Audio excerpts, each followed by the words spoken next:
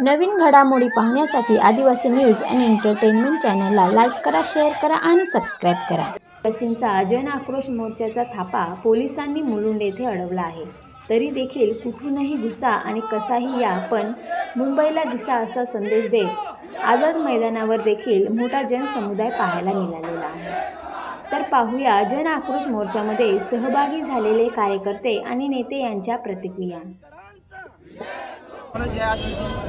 आज जो संघर्ष चालू आहे, हा संघर्ष निवळ मराठा आणि ओबीसी आरक्षणावरून हा वाद निर्माण झालेला आहे। एक ओबीसी आणि मराठा वाद असताना अचानक हैदराबाद गॅजेट ओबीसीला लागू केला, मराठा लागू केला आणि याचा परिणाम आज आम्हाला आदिवासी समाजाला भोगावा लागतो। आज हैदराबाद गॅजेटनुसार बंजारा समाज देखील अनुसूचित जमातीमध्ये आलं पाहतो, मात्र हे संविधानाच्या नियमात नसून हे फक्त शासनाने दाखवलेलं गाजर आहे।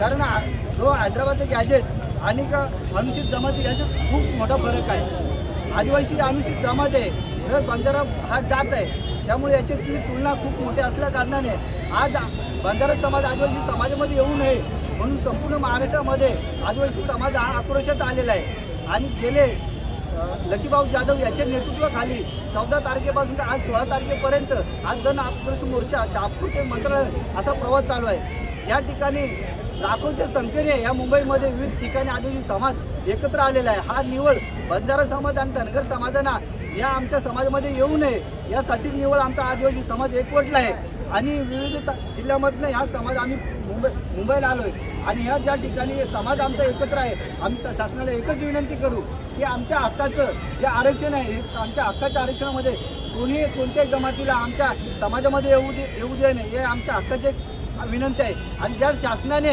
या ठिकाणी मंत्री महोदय असतील किंवा बाकीचे आमदार असतील, राजकीय लोक असतील, हे जे बंजारा समाजाला आदिवासी समाजामध्ये आणण्याचा प्रयत्न करतात, जर आमचा हक्क जर हिरावून घेतला, हिसकावून जर घेतला, तर यांच्या विरुद्ध सुद्धा आम्ही कोर्टात जाऊन यांच्या विरुद्ध 18 ॲक्टनुसार गुन्हा दाखल करू।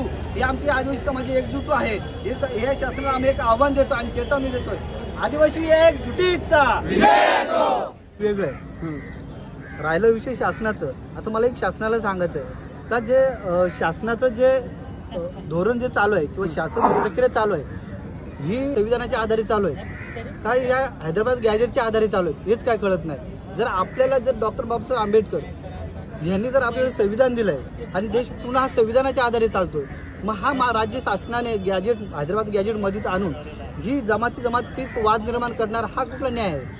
तर ह्याच्यावर एक शासनाला विनंती आहे का हे निजामशाही तुम्हाला आजपर्यंत गॅजेट तुम्ही वापरले जातात, मग भारताचं जे संविधान आहे हे संविधान आपण देशामध्ये चालवलं जातोय, मग इथं कुठेतरी एक शंका निर्माण होते की राज्य सरकार हे खरोखर संविधानाच्या आधारे चाललं जाते काय निजामशाहीच्या जे नवीन गॅजेट दाखवले जाते त्याच्या आधारे चालू होते ते।